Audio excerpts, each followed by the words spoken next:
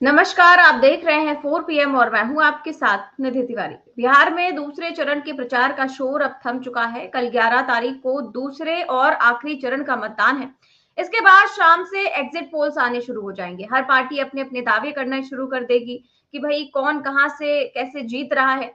लेकिन उससे पहले तेजस्वी यादव ने एक विस्फोटक खुलासा कर दिया है, एक वीडियो संदेश जारी करके, और ये खुलासा किया है उन्होंने अमित शाह को लेकर के, बिहार के अधिकारियों को लेकर के और बीजेपी के खेल को लेकर, जिससे ये सवाल खड़े हो गए हैं कि क्या वाकई में स्थितियां यहां तक आ गई है कि प्रचार के बाद अब बीजेपी मैनेजमेंट में लग गई है, और अगर मैनेजमेंट करना पड़ रहा है तो फिर जनादेश का क्या होगा। इस पर आज हम चर्चा करेंगे। साथ ही साथ चर्चा करेंगे दैनिक भास्कर के एक ऐसे स्टिंग ऑपरेशन की जो बिहार चुनाव के जो दूसरे चरण की वोटिंग होने वाली है उससे ठीक पहले आया है। और ये जो खुलासा है और ये जो उन्होंने स्टिंग ऑपरेशन किया है वो किया है मोदी जी के जो दावे हैं। आप देख रहे हैं लगातार पीएम मोदी जो दावे कर रहे हैं, उन्होंने जो है पूरा का पूरा उनका प्रचार है वो उसमें केवल कट्टा ही कट्टा छाया रहा। उन्होंने कहा कि बिहार को कट्टे वाली सरकार नहीं चाहिए। पूरे चुनाव में एक नैरेटिव बिल्ट हो रहा है कि महागठबंधन की सरकार आई तो कट्टा राज आ जाएगा। लेकिन इसी कट्टा राज को लेकर के भास्कर ने क्या स्टिंग ऑपरेशन किया है उस पर भी आज हम बात करेंगे। साथ ही साथ बात करेंगे दिल्ली में जिस प्रकार जो प्रदूषण की जो हालात हैं उसको लेकर आम जनता सड़कों पर उतर आई है। लाल किले पर प्रोटेस्ट हो रहा है और वहां पर पुलिस द्वारा कैसा बर्ताव किया जा रहा है, क्या कुछ चल रहा है, सारी खबरों को लेकर हम चर्चा करेंगे। और इस चर्चा में हमारे साथ मौजूद है प्रोफेसर गोस्वामी सर। सर बहुत बहुत स्वागत है आपका। तो सर जैसा कि हम देख रहे हैं कि लगातार तेजस्वी यादव द्वारा और महागठबंधन द्वारा कई सारे दावे किए जा रहे हैं, और अब तेजस्वी यादव ने एक वीडियो संदेश जारी किया है, एक वीडियो शेयर किया है जिसमें वो दावा कर रहे हैं कि अमित शाह होटल में बैठकर अधिकारियों को धमका रहे हैं, अधिकारियों को फोन कर रहे हैं, और उनका ये दावा है कि महागठबंधन की सरकार बन रही है। और अमित शाह को ये बात समझ में आ गई है कि वोट की चोट अब उन्हें बहुत तगड़ी पड़ रही है, इसीलिए वो अधिकारियों पर अपनी भड़ास निकाल रहे हैं। होटल में बुला बुलाकर अधिकारियों को भड़का रहे हैं, उनको निर्देश दिया जा रहा है कि कहाँ कैसे चुनाव डिस्टर्ब करना है। इसको लेकर उन्होंने जो वीडियो जारी किया है, पहले वो वीडियो दिखाते हैं, उसके बाद चर्चा करते हैं। आज 9 नवंबर है। दूसरे चरण का प्रचार प्रसार जो है आज खत्म हुआ और पूरा बिहार जो है एक तरफा हो रखा है। बदलाव के लिए जो है मतदान कर रहे हैं लोग, चाहे बूढ़े हों, बुजुर्ग हों, माताएं बहनें, नौजवान युवा साथी, चाहे कोई जात के हों, कोई धर्म के हों, कोई वर्ग के हों, सब लोग जो है बदलाव के लिए वोट कर रहे हैं और इस बार बिहार में परिवर्तन तय है। इसी खलबली में एक बड़े नेता जो कई दिनों से बिहार में जो है डेरा डाल के बैठे हैं, भारत के गृह मंत्री, लगातार जो है अधिकारियों को फ़ोन कराना, मिलना, निर्देश देना, ये सब वो काम कर रहे हैं। और आज शाम की हमको सूचना मिली है कि भाई मुख्यमंत्री आवास से भी जो है कई लोगों, कई अधिकारियों को जो है फ़ोन जा रहा है और कई जगह कहाँ क्या डिस्टर्ब करना है, अपने अपने रेंज में वो अधिकारी कौन बूथों पे डिस्टर्ब करना है, कौन बूथों पे नहीं करना है, इस तरह का निर्देश जो है जा रहा है। हम सभी अधिकारियों से कहेंगे कि भाई संविधान की शपथ आप लोगों ने ली है, न्यायपूर्ण आप लोग काम कीजिए, किसी के दबाव में आकर के, किसी के कहने पे आकर के ये काम मत कीजिए, ये अन्याय मत कीजिए। और जितने अधिकारी हैं उन लोगों को, रेंज के अधिकारियों को बुलाना, निर्देश देना। अब बीजेपी के लोग अब इसी काम में लगे हुए हैं। सीएम हाउस अब पूरा कौन कौन अधिकारी क्या क्या कर रहा है तेजस्वी को सब पता है, और कई जानकारी जिन अधिकारियों को बुलाया गया है, फ़ोन पे निर्देश दिया गया है, वही अधिकारी हमको सूचना उनमें से ही लोग दे रहे हैं। इस तरह का काम किया जा रहा है। बीजेपी, उनके बड़े कद्दावर नेता, पूरा सीएम हाउस इसी मैनेजमेंट में लगा हुआ है। किन किन नेताओं को रात में उठाना है, विपक्षी दलों को, जो विपक्षी दल के जो नेता हैं, किन किन लोगों को रात में उठाओ, कौन सा बूथ कब डिस्टर्ब करना है, ये पूरा जो है उसी सिस्टम से ये लोग जो है काम कर रहे हैं। लेकिन मैं सभी अधिकारियों से कहूँगा कि न्याय कीजिएगा। अगर अन्याय कीजिएगा तो इस बार सब लोग मुस्तैद हैं। पूरी बिहार की जनता एक पांव पे खड़ी है। कहीं कोई गड़बड़ करेगा तो जनता मुंह तोड़ जवाब देने के लिए तैयार है। जय बिहार, जय महागठबंधन। तो सर, तेजस्वी यादव ने ये सारे दावे किए हैं और आरोप लगाते हैं कि अधिकारी उन्हें खुद सूचना दे रहे हैं कि जिन अधिकारियों को अमित शाह होटल में मिलने के लिए बुलाते हैं और मुख्यमंत्री आवास से भी साजिशें की जा रही हैं, प्लानिंग की जा रही है कि 11 नवंबर को जो मतदान है उसको कैसे डिस्टर्ब करना है, बूथ वाइज प्लानिंग बनाई जा रही है। और उन्होंने एक और आरोप लगाया है कि कुछ अधिकारी उन्हें स्क्रीनशॉट भी भेज रहे हैं इस बातचीत का, और इस पर इन्होंने वीडियो तो जारी किया ही है, साथ ही साथ एक जो है ट्वीट भी किया है, और वो मैं दिखा देती हूँ। उसमें लिखा हुआ है साफ तौर पर कि प्रथम चरण के बाद एनडीए खेमे में भारी गमगीन माहौल है। हार के खौफ से गृह मंत्री अधिकारियों से मिलकर एवं फोन पर धमकी दे रहे हैं। जहां ठहरते हैं उस होटल के सीसीटीवी बंद कराकर देर रात्रि अधिकारियों को बुलाते हैं। सभी सीएम आवास से बिना मुख्यमंत्री की जानकारी के भूंजा पार्टी की मित्र मंडली के ईडी के चंगुल में फंसे महाभ्रष्ट अधिकारी फोन कर अधिकारियों को महागठबंधन के कार्यकर्ताओं को पुलिस के द्वारा वोटिंग के दिन तक डिटेन करने, महागठबंधन समर्थित मजबूत बूथों को डिस्टर्ब करने संबंधित निर्देश दिए जा रहे हैं और संबंधित रेंज के अधिकारी बैठक कर रहे हैं। बदलाव निश्चित है, इसीलिए अधिकारी फोन करने वालों का स्क्रीनशॉट तक हमें भेज रहे हैं। बिहार सरकार के ईमानदार अधिकारी बिना रिटायर्ड अधिकारियों के दबाव में आए संविधान सम्मत अपने कर्तव्यों का निर्वहन करें। 2 गुजराती एनक्रेन प्राकेडेन जो है बिहार पर कब्जा करना चाहते हैं। वो बिहार को अपना उपनिवेश बनाना चाहते हैं। बिहार की जनता संविधान विरोधी कार्य करने वाले बेगैरत बेजमीर सत्ताधारी नेताओं को कड़ा सबक सिखाने के लिए एक पैर पर खड़ी है। गणतंत्र की जननी बिहार में इनकी वोट चोरी हरगिज नहीं चलेगी। जनता हर प्रकार से, यानी हर प्रकार से इनकी वोट चोरी और लोकतंत्र की डकैती रोकने के लिए तैयार है। ये सारे आरोप सर तेजस्वी यादव ने लगाए हैं, और ऐसा ही कुछ वो पहले भी कह चुके हैं कि अगर जो है अमित शाह के जो चमचे हैं, जो सलाहकार हैं, अमित शाह के जो अधिकारी हैं, वो गौर बनाए रखें, ध्यान रखें कि किसी भी तरह की कोई गड़बड़ी ना होने पाए। अगर वो ये सोचते हैं कि वो गड़बड़ी कर देंगे तो तेजस्वी उनको छोड़ेगा नहीं। अब सर ये जो मैनेजमेंट की बात हो रही है, तेजस्वी यादव बात कर रहे हैं, उन्होंने वीडियो भी जारी किया है। अगर ऐसा वाकई में हो रहा है तो फिर जनादेश का क्या होगा जो बिहार की जनता देना चाहती है? जय संविधान।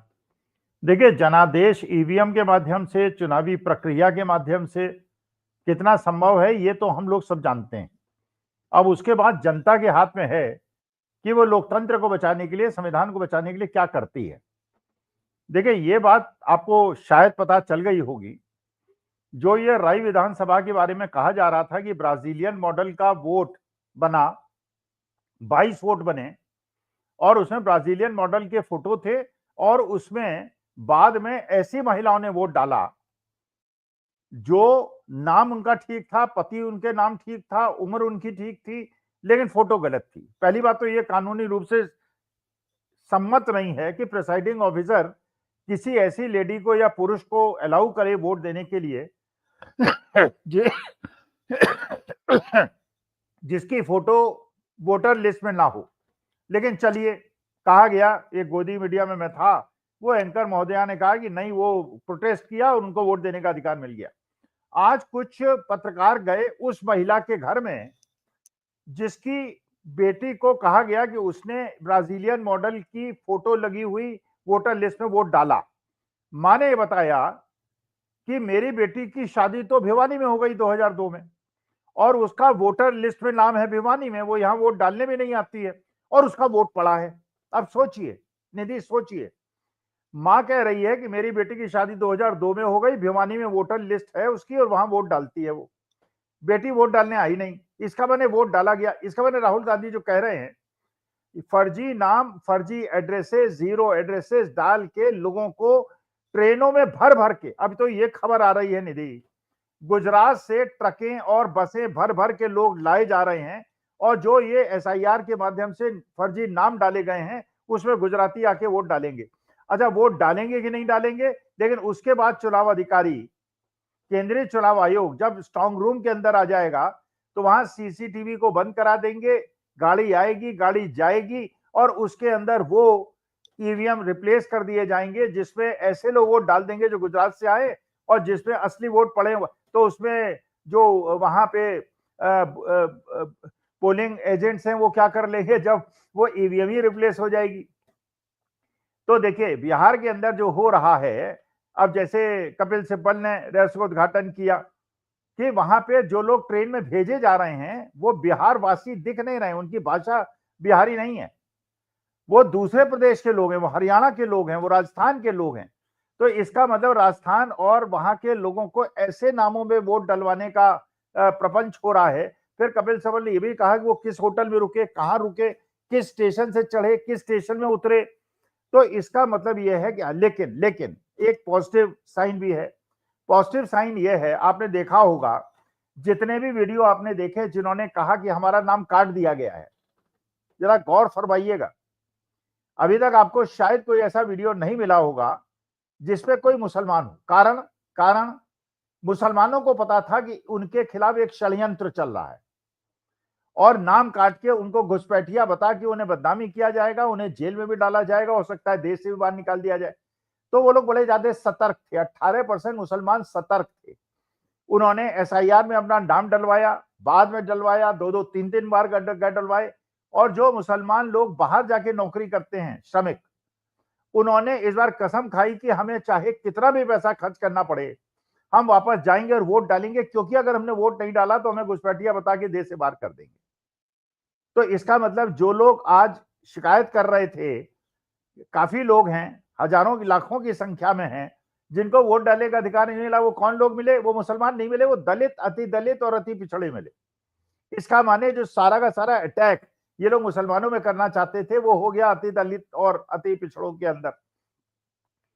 जिस प्रकार से आप ये देखिए कि राहुल गांधी मध्य प्रदेश चले गए, जंगल चले गए, जंगल सफारी में चले गए। गोदी मीडिया का कल शाम का पूरा थीम था कि राहुल गांधी जंगल सफारी क्यों चली गए, why is not taking election seriously.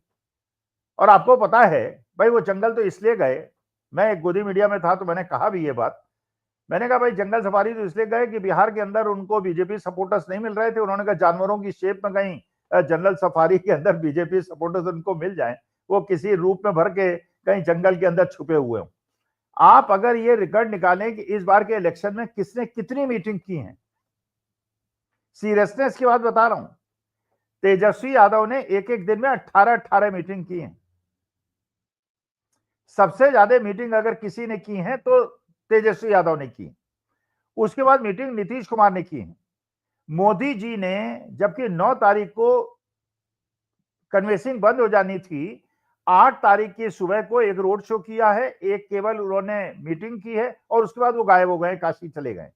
इसका मतलब राहुल गांधी तो 8 तारीख की रात तक रहे, 8 तारीख की शाम तक रहे, मोदी जी 8 तारीख की सुबह चले गए। तो तेजस्वी यादव ने सबसे ज्यादा मेहनत की और मोदी जी ने क्योंकि हार भांप ली कि पहले फेज में उनका पूरा सुपड़ा साफ हो गया है। और यह भी खबर मिली है निधि, यह भी खबर मिली है, मुख्य चुनाव आयुक्त ज्ञानेश कुमार गुप्ता जी ने वहां के मुख्य चुनाव अधिकारी को यह इंस्ट्रक्शन दे दिया है, एमएलए चाहे महागठबंधन का जीत जाए 70,000 वोट से, आप सर्टिफिकेट तब तक इशू नहीं करेंगे जब से मेरी सहमति नहीं ले लेंगे। बताइए लोकतंत्र में कहां तक जायज है। फिर आप ये बताइए, अमित शाह ने जैसे ये होटल के अंदर अधिकारियों को बुलाया, अच्छा अधिकारियों को बुलाया, जो 5 स्टार होटल के अंदर सीसीटीवी लगे हुए उनके ऊपर कागज चिपका दिया गया, सर्कमस्टेंशियल एविडेंस हो गया कि घटनाओं को छिपाने का प्रयास हो रहा है। जब वहां चुनाव आचार संहिता लगी हुई है और सारी की सारी स्टेट मशीनरी चुनाव आयोग के अंतर्गत आ गई है, तो अमित शाह साहब को क्या अधिकार है इंस्ट्रक्शन देने का, अधिकारियों को बुलाने का। और आप ये भी जानती है, मान लीजिए मैं सरकारी अधिकारी होता, मान लीजिए मैं रिटायर्ड ना होता या संजय शर्मा होते सरकारी अधिकारी और रिटायर ना हुए होते, हम भी टेप करते, हम भी वीडियो बनाते, हम भी व्हाट्सएप मैसेज करते, हम भी आवाज को टेप करते और हम भी 4 PM को दे देते। भाई हमारी जो वो है, हमारी जो लॉयल्टी है वो तो देश के संविधान के प्रति है, ना मैं कांग्रेस से कुछ लेना देना, ना मैं बीजेपी से लेना देना। तो अगर हम जनता के साथ धोखा कर रहे हैं सरकारी अधिकारी होके, और ये भी आपको पता है कि उसमें 70% अधिकारी ऐसे हैं जो बिहार के, और इस बार यही विचित्र घटना घटी है, पिछले इलेक्शंस में ये नहीं हुआ। 70% अधिकारियों ने, क्योंकि वो जानते हैं किसी भी तरह से कितनी भी बेईमानी कर ले तेजस्वी यादव को ही मुख्यमंत्री बनना, और तेजस्वी यादव खाल खड़ी कर देगा सबकी, क्योंकि एविडेंसेस उसके पास हैं। जो अधिकारी गए हैं मिलने, इंस्ट्रक्शन ली है वहां पे, और ये दानापुर के अंदर आपने देखा किस प्रकार से इलेक्शन प्रोसेस को स्लो कराया गया, जिस प्रकार से विजय कुमार सुमना ने गुंडागर्दी की भाषा का उपयोग किया कि मैं यादवों की छाती पे बुलडोजर चलवा दूंगा, जिस प्रकार से जेडीयू के सांसद ने कहा मैं यादवों और मुसलमानों का काम नहीं करूंगा, उससे मुसलमान भी कंसोलिडेट हो गए, यादव भी कंसोलिडेट हो गए। आईपी गुप्ता और मुकेश सहनी की वजह से, देखिए ये कहा जाता है मुकेश सहनी के बारे में, जो लोग अफवाह उड़ाते हैं कि सहनी समाज की जो 2.5% की आबादी है, अरे केवल सहनी समाज नहीं है, निषाद भी हैं, केवट भी हैं, और इन सबकी पूरी अगर सब कास्ट को मिला लिया जाए उनके आपस में शादियां होती हैं, 8% है, 8%। और पिछली बार मुकेश सहनी 4 सीटें जीते थे, इस बार 7-8 सीटें उनकी मिलना उनको बिल्कुल पक्की हैं। 5 समाज के आईपी गुप्ता की 3 सीटों में 2 या 3 सीटें उनकी मिलनी पक्की हैं। इसका मतलब यह है बाकी फैक्टर्स रिमेनिंग कांस्टेंट। यह भी खबर मिली है कि भारतीय जनता पार्टी ने अपने कार्यकर्ताओं को निर्देश दे दिया है कि जेडीयू की सीटों पे जहां जेडीयू लड़ रही है भारतीय जनता पार्टी समर्थक उनको वोट न दें, क्योंकि उनको यह खबर मिल गई है कि प्रथम फेज में जेडीयू के कार्यकर्ताओं ने बीजेपी के जहां वो इलेक्शन लड़ रहे हैं उसमें वोट नहीं दिया है।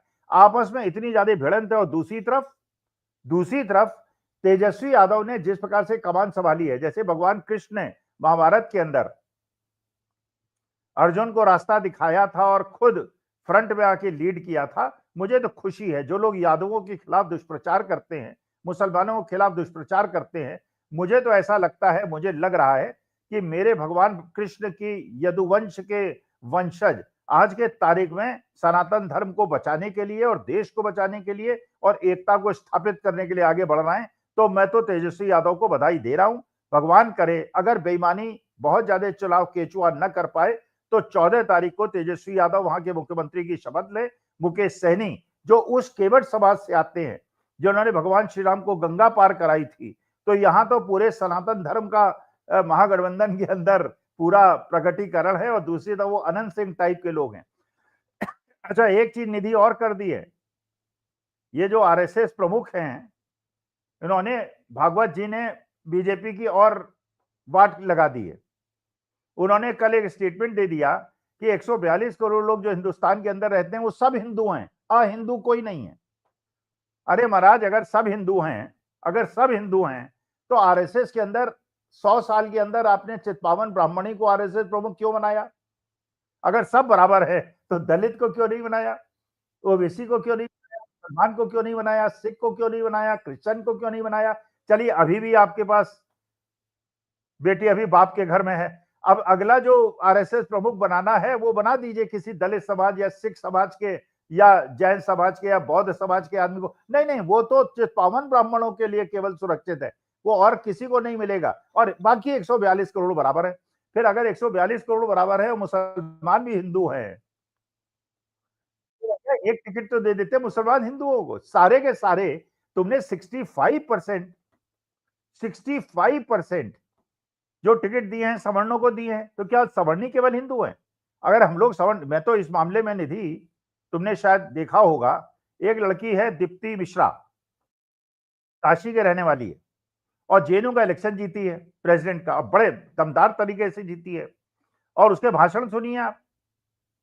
तो ये कहना कि ब्राह्मण होने का मतलब, सवर्ण होने का मतलब है कि वो सामाजिक न्याय के खिलाफ है और मनुवादी और मनुस्मृति का उन्हें साथ देना चाहिए। दीप्ति, मैंने तो आज फेसबुक में डाला है, मुझे लगता है ब्राह्मणों को दीप्ति मिश्रा जैसा होना चाहिए।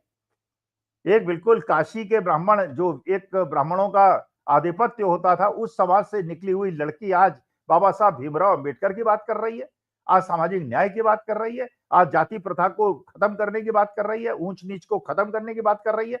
अरे ऊंच नीच को स्थापित भी करेंगे, जाति प्रथा को स्थापित भी करेंगे, मंदिरों में दलितों और ओबीसी को पुजारी नहीं बनने देंगे, आरएसएस प्रमुख नहीं बनने देंगे, और उसके बाद भाषण देंगे कि 142 करोड़। तो उन्होंने बिहार चुनाव में मोदी जी की वाट लगा दी है, ये मोहन भागवत जी ने किया है। सर, बिहार चुनाव में भाजपा की, मोदी जी की और अमित शाह की वाट तो लगी हुई है और इसीलिए इस तरीके का मैनेजमेंट किया जा रहा है। और ये जो बात तेजस्वी यादव बोल रहे हैं कि अमित शाह होटल में अधिकारियों को धमका रहे हैं, उनसे मुलाकात कर रहे हैं। तो कुछ दिन पहले पवन खेड़ा ने भी यही बात बोली थी। पवन खेड़ा ने ये कहा था कि अमित शाह के होटल में उनसे कौन-कौन मिलने आ रहा है, लिफ्ट के कैमरे को छुपा दिया जाता है पेपर से ताकि ये पता ना चले। अब वो किससे मुलाकात कर रहे हैं, किससे नहीं कर रहे हैं, ये बात तो फिलहाल साफ नहीं है, लेकिन ये पता चल रहा है कि अमित शाह छुप-छुप कर मुलाकातें तो कर रहे हैं। अब सर आ जाते हैं पीएम मोदी के बयान पर, क्योंकि बिहार में जब ये जो दूसरे चरण का मतदान होना है, उससे ठीक पहले दैनिक भास्कर का एक स्टिंग ऑपरेशन हुआ है और उसने पीएम मोदी के पूरे प्रचार का भांडाफोड़ कर दिया, क्योंकि प्रधानमंत्री के पूरे भाषण में आपने देखा होगा कि इस बार चुनाव प्रचार में सिर्फ और सिर्फ कट्टा छाया रहा, दुनाली छाई रही और उन्होंने कहा कि बिहार को कट्टे वाली सरकार नहीं चाहिए। और कट्टे को लेकर के पीएम मोदी ने ऐसा प्रचार किया कि मानो नीतीश कुमार में की सरकार में कहीं कट्टा मिलता ही नहीं है, कट्टा लेकर कोई अपराध होता ही नहीं है। लेकिन नीतीश की सरकार में कैसे कट्टे का धंधा हो रहा है, इसे दैनिक भास्कर ने पूरी तरीके से एक्सपोज कर दिया है। और पीएम मोदी 20 साल पुरानी सरकार को कोसते, लेकिन अभी बिहार में जो डबल इंजन की सरकार चल रही है उसमें कट्टे का बिजनेस कैसे चलता है, पूरे नेटवर्क को एक्सपोज कर दिया दैनिक भास्कर के स्टिंग ऑपरेशन ने। और इसको लेकर के जो उन्होंने खबर छापी है वो मैं आपको दिखा देती हूँ। देखिए भास्कर के कैमरे में रिकॉर्ड हुआ है और उन्होंने लिखा है कि कैमरे पर 1800 कट्टों की डील, नीतीश सरकार में होम डिलीवरी हो रही, मोदी बोले थे कट्टा सरकार नहीं चाहिए। मोदी जी ने क्या क्या कहा था उसके लिए भास्कर ने पूरा उनका ये छापा हुआ है। देखिए लिखा हुआ है कि बिहार में कट्टे की सरकार नहीं चाहिए, भैया की सरकार आई तो कट्टा, दुनाली, फिरौती, रंगदारी यही सब चलेगा। आरजेडी का मतलब है जंगल राज, जंगल राज की पाठशाला में यही सब सीखा है। आरजेडी और कांग्रेस दोनों कट्टाधारी हैं। आरजेडी ने कांग्रेस की कनपटी पर कट्टा सटाकर सीएम पद चोरी कर लिया है। कट्टा जंगल राज का सबसे प्रमुख टूल रहा है। आरजेडी के प्रचार में गाने देखिए, मारब सिक्सर के 6 गोली छाती में। ये लोग बच्चों के हाथों में कट्टा देकर रंगदार बनाना चाहते हैं। तो ये सारे स्टेटमेंट जो है वो पीएम मोदी के द्वारा आए और बिहार में इसको लेकर के तमाम तरह का प्रचार किया गया। तमाम जो बीजेपी नेता है वो तो बोल ही रहे थे, लेकिन पीएम मोदी की तरफ से जो भाषा का इस्तेमाल किया गया इसको लेकर विपक्षी पार्टियों ने भी खूब घेरा। लेकिन अब बिहार में कई जगह पर रिपोर्टर भेजे गए, एजेंट बनकर कई लोगों से मुलाकात की और पीएम मोदी के प्रचार को पूरी तरीके से एक्सपोज कर दिया कि बिहार में क्या क्या खुला खेल चल रहा है। पीएम मोदी ने पूरे चुनाव में प्रचार किया कट्टे को लेकर और बिहार में कट्टे का धंधा कैसे चलता है, कितने कट्टों की डील हुई, सब कुछ दैनिक भास्कर ने छाप दिया। और उन्होंने लिखा हुआ है कि भाई कैमरे पर 1800 कट्टों की डील हुई है और ये नीतीश सरकार में होम डिलीवरी तक हो रही है और मोदी जी ने कहा था कि कट्टा सरकार नहीं चाहिए। तो ऑपरेशन कट्टा को अंजाम दिया है दैनिक भास्कर ने, जिसमें कई जिलों का नाम लिया गया है। नेपाल से लेकर यूपी बॉर्डर तक असलहों की डील की जाती है। और अगर सर ये अब मोदी जी को जवाब देना चाहिए कि अगर 20 साल पहले जंगल राज था और यहाँ आराम से कट्टा बेचने वालों तक कट्टे पहुंच जा रहे हैं, घर घर तक होम डिलीवरी हो रही है, तो इस सरकार को क्या कहा जाएगा? फिलहाल जो बिहार में सरकार चल रही है उसे फिर क्या कट्टा सरकार नहीं बोला जाएगा? निधि, आप अपने आसपास देख लीजिए, अपने रिश्तेदारों से बात कर लीजिए, अपने समाज के लोगों से बात कर लीजिए। आज किसी भी इलाके के जो सबसे बड़े दुर्दांत गुंडे बदमाश हैं वो भारतीय जनता पार्टी के कार्यकर्ता हैं। केवल धमकाना, लोगों को डराना और उनकी आवाज को बंद करना उनका काम है। खुलेआम गुंडागर्दी आपको हर कॉलोनी के अंदर, हर सोसाइटी के अंदर, हर जगह दिखाई पड़ेगी, क्योंकि वो जानते हैं कि जो 80% जनता है वो ज्यादा बोलना और रिस्क लेना पसंद नहीं करती है। लेकिन इसी का जो विस्फोट होने वाला है वो कल की पोलिंग में होने वाला है। 14 तारीख को आपको रिजल्ट दिखेगा कि बहुत ज्यादा गुंडागर्दी जब बढ़ जाती है तो ये जो फेंस सिटर्स होते हैं ये अपना रास्ता चुन लेते हैं। एक बात आपने और देखी होगी, जितने भी फील्ड रिपोर्टर क्षितिज वगैरह आपके फील्ड में घूम रहे थे, आज के तारीख में राहुल गांधी की वजह से पिछले चुनाव से कम 5% दलित और अति दलित लोगों के वोट महागठबंधन के साथ जुड़े हैं। आईपी गुप्ता और मुकेश सहनी तो अलग हैं, और इसके अलावा जो वहां पे लव कुश समाज है और जो यादवों के बाद सबसे बड़ी संख्या है, वही इस बार बहुत बड़ी संतोष कुशवाहा जैसे लेसी सिंह को वहां पे चुनौती दे रहे हैं। तो वहां पे आज के तारीख में भारतीय जनता पार्टी के पास जो सवर्ण समाज था वो भी टूट रहा है, भूमिहार भी टूट रहे हैं, ब्राह्मण भी टूट रहे हैं। इसीलिए ये इनकी हताशा की स्थिति है, इसीलिए उनको सेकंड फेज के पहले नीतीश कुमार को प्रोजेक्ट करना पड़ रहा है, वो भी राजनाथ सिंह के मुंह से, कि हमें मोदी जी को न कुछ करना पड़े, चुनाव आयोग के माध्यम से वो चिराग पासवान और उपेंद्र कुशवाहा और जीतनराम मांझी 100 सीटों के आसपास जीत जाएं, जिससे जेडीयू को तोड़ के अपनी सरकार बना लें। लेकिन अब ये देखना है कि बिहार की जनता अंत में देश के लोकतंत्र और संविधान को बचाने के लिए किस हद तक जाने को तैयार है, और चुनाव आयोग बेईमानी के सारे मापदंडों को तोड़ते हुए किस बेईमानी की हद तक जाने के लिए तैयार है। बिल्कुल सर, और आप देखिए कि प्रधानमंत्री जो हैं वो इस तरीके का प्रचार कर रहे थे कि और उनको जबकि ये बताना चाहिए था, रिपोर्ट कार्ड पेश करना चाहिए था कि हमारी सरकार ने किया क्या है। अपराध के मामले में एनसीआरबी की रिपोर्ट जो आई थी वो भी कहती है कि बिहार टॉप के राज्यों में आता है और यहाँ पर असलहों की होम डिलीवरी हो रही है, तो फिर क्या ही कहा जाए। यूपी से लेकर बिहार तक डबल इंजन में कानून व्यवस्था की लगातार पोल खुल रही है। ऐसी खबरें आती रहती हैं और देश के प्रधानमंत्री 20 साल पुरानी सरकार को कोसते हैं, तो जाहिर सी बात है कि सवाल तो उठेंगे। अब सर बात करते हैं देश की राजधानी दिल्ली की, जहां पर सड़कों पर पब्लिक उतरी हुई है और सरकार के खिलाफ लोगों ने मोर्चाबंदी कर दी और पुलिस के पसीने छूट गए कंट्रोल करने में। देश की राजधानी दिल्ली में की जो पब्लिक है वो सड़कों पर उतर गई है। प्रधानमंत्री मोदी से सवाल पूछ रही है क्योंकि मोदी जी साल 2047 तक विकसित भारत की बात करते हैं, तब तक का रोड मैप पेश कर देते हैं, लेकिन अगले 2 दिनों में क्या करने वाले हैं इसका कोई अता पता नहीं है। और अभी सरकार जो है वो आम नागरिकों के साथ कैसा बर्ताव कर रही है, उसके लिए मैं एक छोटा सा वीडियो है वो दिखाती हूँ। आप आराम से कहिए। बंदे हो गए तुम, क्या अब बच्चों को अरेस्ट करेंगे आप? बच्चों का प्रोटेस्ट में लेकर आओगे? हाँ, बच्चे सांस नहीं लेते क्या? आपको पता है प्रोटेस्ट किसके लिए हो रहा है? सांस के लिए हो रहा है ना। आप छोटे से बच्चे को a child is taken away saying that इसका प्रोटेस्ट का राइट नहीं है, इसको सांस लेने का राइट है नहीं है, वो कैसे आप अलग करोगे? This is what is happening. This is exactly small children. बच्चे को अरेस्ट किया जा रहा है because children are protesting and therefore they are actually taking बच्चों को। देखिए, आप इसको जिम्मेदार मानते हैं? सरकार और किसकी है? इंडिविजुअल रिस्पॉन्सिबिलिटी है, ये पब्लिक रिस्पॉन्सिबिलिटी है। Look at what is happening.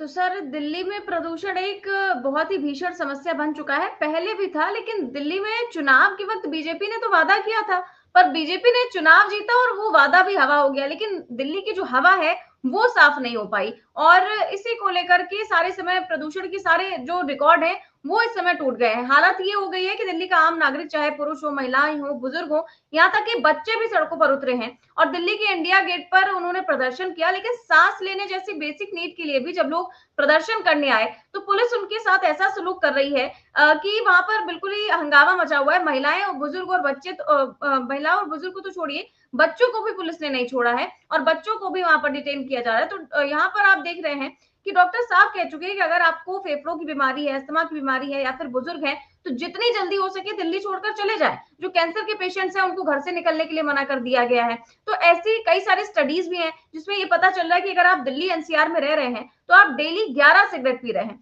लेकिन इसको लेकर जब लोग सड़कों पर उतर रहे हैं अपनी जिंदगी को लेकर के और सरकार से डिमांड कर रहे हैं कि कम से कम साफ हवा तो दीजिए कि हम उसमें सांस ले सके, तो उन्हें पकड़कर पुलिस हिरासत में ले रही है। ये कैसी सरकार है? निधि, तुम देखती होगी जब भी मैं वीडियो में तुम्हारे सामने आता हूं मैं 3-4 बार मुझे खांसी आती है, क्योंकि मेरा दुर्भाग्य है कि मैं भी एनसीआर में बैठा हूं और इतना ज्यादा पॉल्यूशन है कि हालांकि मैं अपने घर से बाहर नहीं निकलता, रेयरली निकलता हूं, लेकिन दूषित हवा तो है भाई। मंत्रियों और विधायकों के यहां तो हर कमरे में 90-90 हजार रुपए के एयर प्योरीफायर लगे हुए हैं। वो तो 80% टाइम अपने को शुद्ध हवा का वो करा देते हैं। मैं एक सोशल मीडिया के अंदर एक वीडियो डालने वाला था, मैं सोच रहा था कि हमारा जीवन आज की तारीख में, भारतीयों का जीवन कुत्तों का जीवन हो गया है।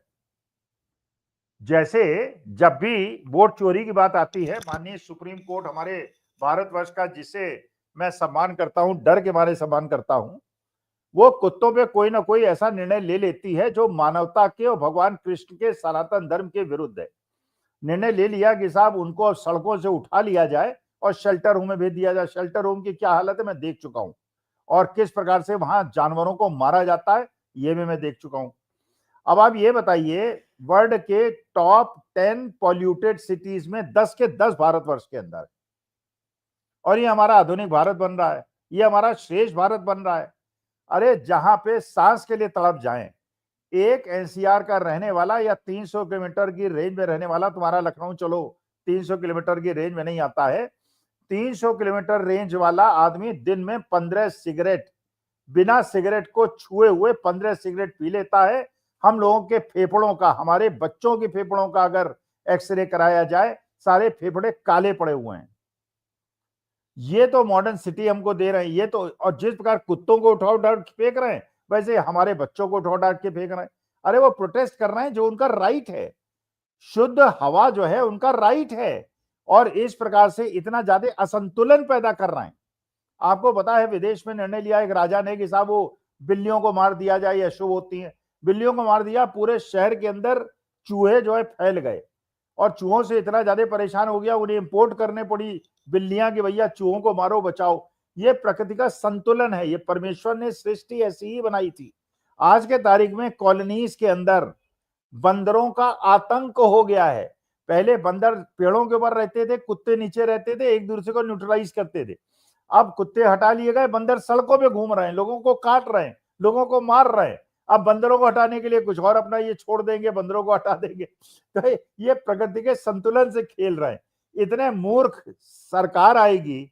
और रेखा गुप्ता जी को प्रणाम करता हूं, दिल्ली यूनिवर्सिटी की पढ़ी हुई हैं। दिल्ली यूनिवर्सिटी में क्या पढ़ाया जाता है मुझे नहीं पता भैया, इनसे अच्छा तो मेरा इलाहाबाद यूनिवर्सिटी और काशी हिंदू विश्वविद्यालय। बिल्कुल सर, और ये हालात तब हैं जब आप देखिए कि दिल्ली में एक दो नहीं बल्कि ट्रिपल इंजन की सरकार है। हर जगह जो है यही चल रहा है। उसके बावजूद कोई जवाबदेही तैयार नहीं है, कोई जवाब देने को तैयार नहीं है। और उसके बाद जब प्रदर्शन करते हैं दिल्ली वाले एक बेसिक नीड के लिए कि वो सांस कैसे ले दिल्ली की हवा में, तब उन पर लाठियां बरसाई जाती हैं, पुलिस को भेजा जाता है, और वो यहाँ तक कि वो बच्चों को भी नहीं छोड़ते हैं। तो इसको लेकर के फिलहाल प्रदर्शन चल रहा है, देखते हैं। जी भाई मैं एक चीज जानना चाह रहा था, मुझे नहीं पता, विश्वास सूत्र मेरे पास नहीं है। मुझे खबर मिली है कि ज्ञानेश कुमार देश छोड़ के भाग गए।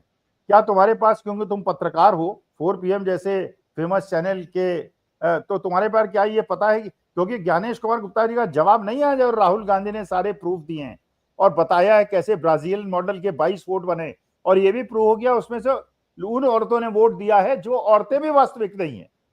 तो ये क्या सच है? क्या फिलहाल ज्ञानेश तो ऐसी कुमार कोई को, खबर नहीं, और मुझे नहीं लगता कि जब तक बीजेपी को बिहार का चुनाव जितवा नहीं देते ज्ञानेश कुमार जी, तब तक देश से बाहर जाने की सोचेंगे भी। अभी 14 नहीं तारीख खबर तक को का इंतजार पुख्ता कर लेते करो हैं।